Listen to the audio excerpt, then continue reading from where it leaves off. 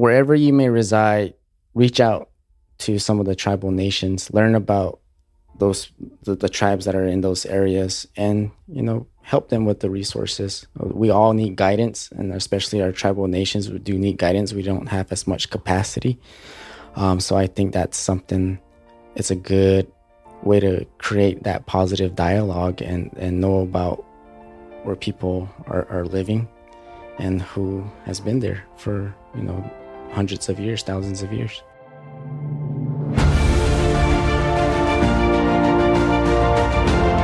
Hello and welcome to the Daily Helping with Dr. Richard Schuster. Food for the brain, knowledge from the experts, tools to win at life. I'm your host, Dr. Richard. Whoever you are, wherever you're from, and whatever you do, this is the show that is going to help you become the best version of yourself. Each episode, you will hear from some of the most amazing, talented, and successful people on the planet who followed their passions and strive to help others. Join our movement to get 1 million people each day to commit acts of kindness for others. Together, we're going to make the world a better place. Are you ready? Because it's time for your Daily Helping.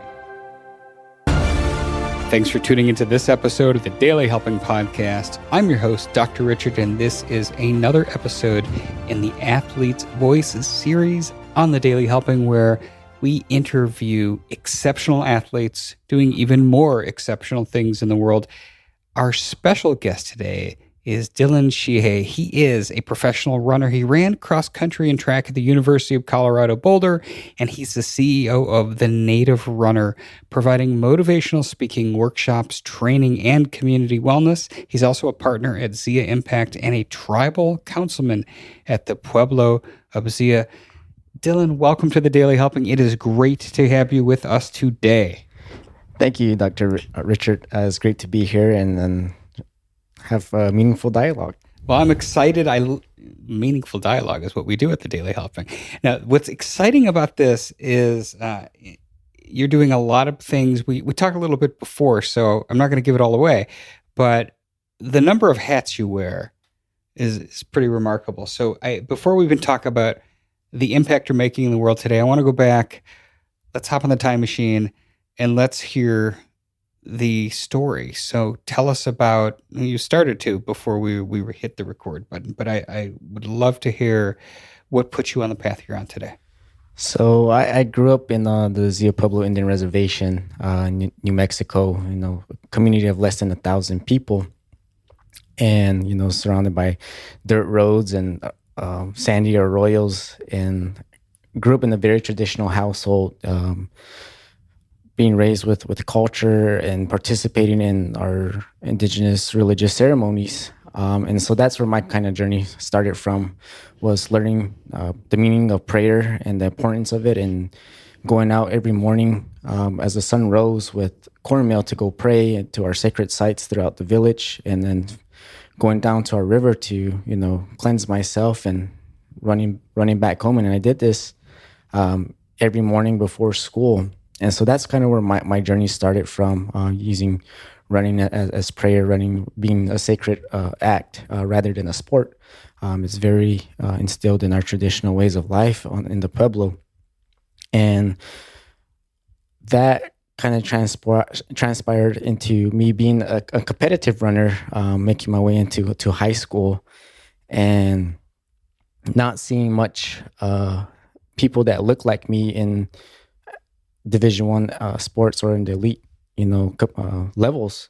And so that sparked my motivation to push myself to, get to higher education, attend college, and also be a student athlete and run. And, luckily the coaches at the University of Colorado Boulder saw a top level runner inside of me, and an academic student athlete, and, saved me a spot to run for such a prestigious, running powerhouse. And so my journey started, on the village, working through high school into college, and becoming a professional runner, and with the essence of having prayer as my foundation. I'd like to take a step even further back, as before we talk about your athletic career. When we speak about the village, that you grew up in, you said less than 1,000 people. What, on average, what percentage, tend to go on to college? So I'll give you this for myself, and I went to school on the reservation, Zia Day School, it was called at the time. In my class, there was 18 students, and it's probably the biggest class. And out of that 18, to say there was probably just myself that graduated from college. Okay. So rare. Like, it's not something that, it's not a foregone conclusion. A lot of times in communities, the kids are like told, you're going to go to college, you're going to get a job, you're going to do all these things. So in that, you were the exception to the rule. What made you seek that out, that experience? To me, I think it was just a lot of family support. My mother was a big catalyst to that. She went to school, had me at a very young age, at 18 years old, graduated college. And I think just seeing her go through, being a young mother and being able to graduate gave me a lot of strength to say I can do this as well. But on top of that, for me being a student athlete, that's even, one in a million coming off the reservation. Not many, kids attend a Division I school or run for a Division I school at that. But I would say my family, my mother, my parents, really gave me that strength and courage to take that next step in my higher education. And I'd also like to, and I'm grateful you're introducing us to your culture. You said that running is a spiritual thing. So can we talk a little bit more about that? That's really interesting. Yeah, so running is a sacred act. We use it in our ceremonies to connect us to the energy that surrounds us. It's also a way of healing, mental, emotional, just spiritually, getting yourself grounded back to the earth, and especially running in the morning when the sun rises. We greet the sun because it gives us energy. We call it our father, and the land, Mother Earth. So having that connection from the sun down into the earth, I'm that middle ground. So being in tune with both of those two energies is an act, of sacredness and prayer. And that is a century old, if not older, many probably much older than that tradition. Yes. Well, all of this is passed down through our oral traditions, through history. We're been here for 25,000 years per archaeological record, but for oral tradition, it's since time immemorial. So a lot of these traditions are passed down verbally. Okay, so I love this. So with that context, then with the experience of having a mom who went to college and graduated, and now you're off the University of Boulder. As you said, there probably weren't a ton of people in Boulder, Colorado, who looked like you, who had your background. Tell us about what that was like, that transition. Yeah, it was a big culture shock, but the team, I really had a good connection with my teammates. So, and that in itself had its own community, and for me that transition was pretty smooth for the most part. Being able to be there as a student athlete, it was kind of like I was being pulled into another family. But then I go to classes, and you're amongst 40,000 students.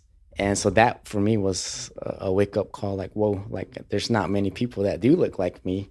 I mean, there's people that run like the same way I do, but as far as looking like me, I didn't really have that. So I kind of put a shell around myself, having, I guess, that stoic look, like I didn't want to be bothered. But if you did talk to me, get to know me, I was very humble and soft spoken.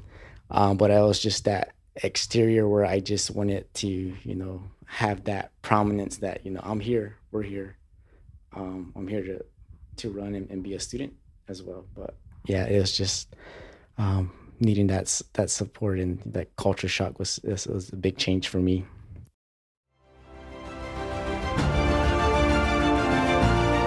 Hey guys, Dr. Richard here. For the past 7 years, I've been privileged to bring you incredible guests who are changing the world and can help you become the best version of yourself. I'm really excited to share with you a new quiz that I created based on my clinical training that will curate for you a custom list of my top episodes and actionable strategies to help you wherever you are on your journey. All you need to do is go to drrichardschuster.com to take it, and it's 100% free. You'll be taking the next step on the journey to unlocking the power of you, and I can't wait to see where you'll go.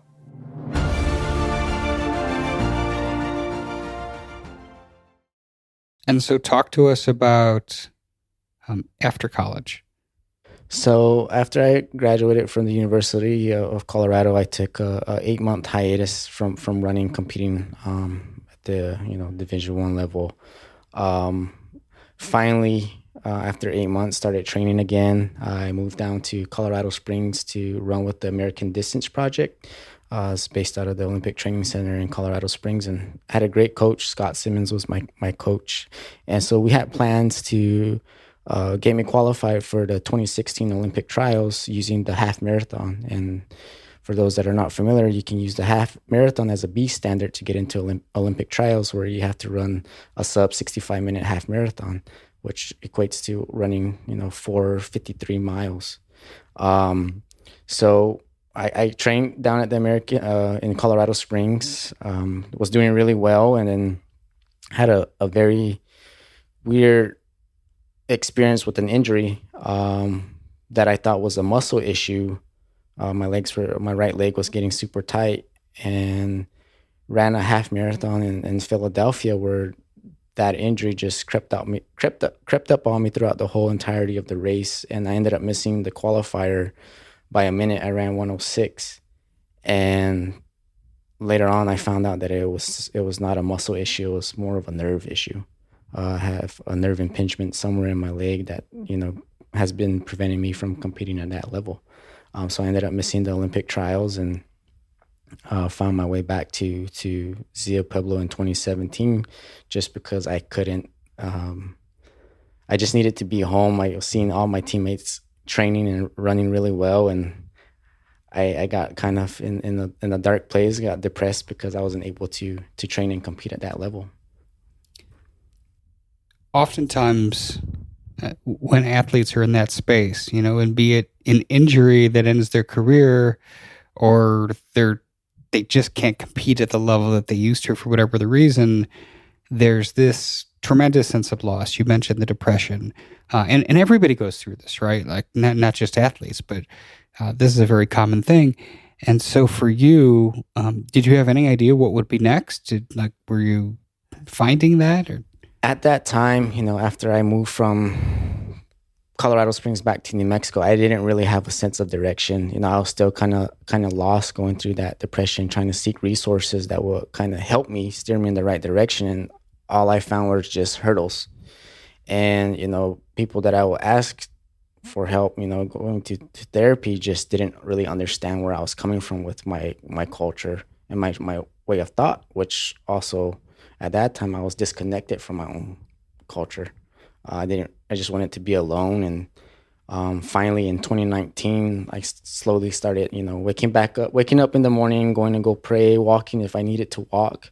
And that same year, I was elected as a traditional official in my community. I was third in command, and had responsibility to my whole entire community of steering them down the road with, our ceremonies, traditional ways. And I was sitting in our plaza one day and looking around at the kids, and I was like, okay, like I love being a leader. Once this term ends, what is my next impact going to look like? Like, how am I going to lead my people still on the outside and bringing back resources that keep them safe and secure? And luckily then I ran into my wife, and who gave me a greater perspective on the opportunities that were there, that I could, amplify and be an advocate for my people as well. And so a lot of the work now that we do, or I do, is work on, the federal, local, and state level to bring resources into my community and helping kids get into school, having that guidance from high school to college, and just helping them with that, being that guide and support. So what it sounds like is you were really in this state of despair is too strong of a word, but certainly probably a depression, and then you were without really a true sense of purpose. It sounds like till about 2019. So really from 2017 to 2019, you're kind of in this storm of uncertainty. Exactly. Because I always identify my identity was my running. And once I didn't have that, I was like, well, what am I now?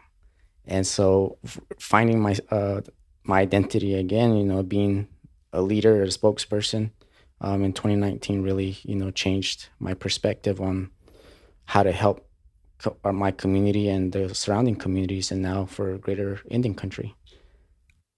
Now in the bio I read, it said you're a professional runner, which leads me to believe that your running days were not over.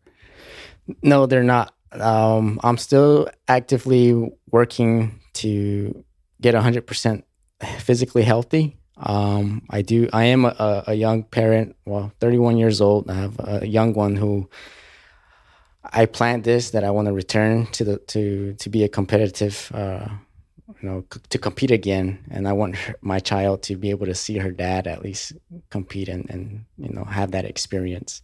So that is my goal. That's really cool. And so you're still in the role within the council of your tribe, but you said you're helping other tribes as well. Did I hear that right? Yes. So I do help, Zia Pueblo, sovereign nation. We have tribal council. We also do advisement for, our tribal administration, the governor. But I also, help through my impact consultancy, helping with tribal infrastructure, economic development opportunities. So my partner and I, my wife, we help all of Indian country, whoever needs assistance. During the pandemic, we brought in $4 million of broadband infrastructure for one of our clients. So we do work like that to just kind of help with moving forward as a people. So this work that you're doing with your partner and your wife, this is Zia Impact, and so through this, you're helping the larger Native American population. Sounds like with a lot of things. Yeah, definitely. Started out from being in New Mexico and the tribes there. Now we're trying to branch out and help greater Indian country. How many tribes are you working with now? Right now, so we work with all 23 tribal nations in New Mexico. We try to help every single one of them. But if you look at all through Indian country, there's 574 federally recognized tribes and 200 state recognized tribes. So there's a lot of assistance and support for our tribal nations. But right now we're slowly working on just I think four or five in New Mexico right now, and then we'll be branching out later on too. I'm curious, Dillon, how does your history of running, both competitively and spiritually, because to you, those are very much connected, how does that inform the work you're doing today helping these people? It's a lot of it is resiliency and perseverance. Being a competitive runner, and then also using running as prayer to ground myself. I know when I need to push, and I also know when to rest. I think that's a big problem when you tend to push a lot more and more, and people just kind of push themselves away from you because that's just so much energy.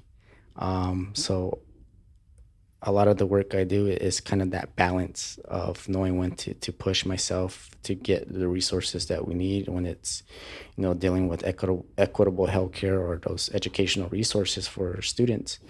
And then just kind of learn how to back off a little bit so that I don't harm my, existence in some of those high level spaces. I always love to ask this question of people doing the type of work you're doing. Are there any stories in particular or lessons you've learned helping in the way that you are?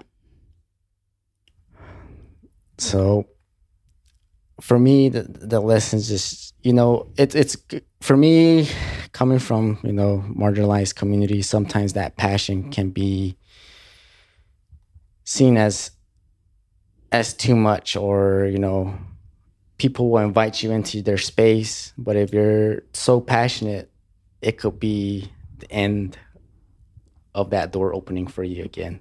So I guess just learning how to strategically stay in those spaces so that my voice is heard, but not over exemplifying it. I think that's something that my experience has taught me, being able to stay and be in those high level spaces and advocate for my people. I love that. Dillon, you're an inspiring person, and I love the work that you're doing. You're obviously very passionate about it. So we've come to the end here, but I always wrap up by asking my guests one question, and that is, Dillon, what is your biggest helping, the one most important piece of information you'd like somebody to walk away with after hearing our conversation today? One of the biggest things is, wherever you may reside, reach out to some of the tribal nations, learn about the tribes that are in those areas, and, help them with the resources. We all need guidance, and especially our tribal nations, we do need guidance. We don't have as much capacity.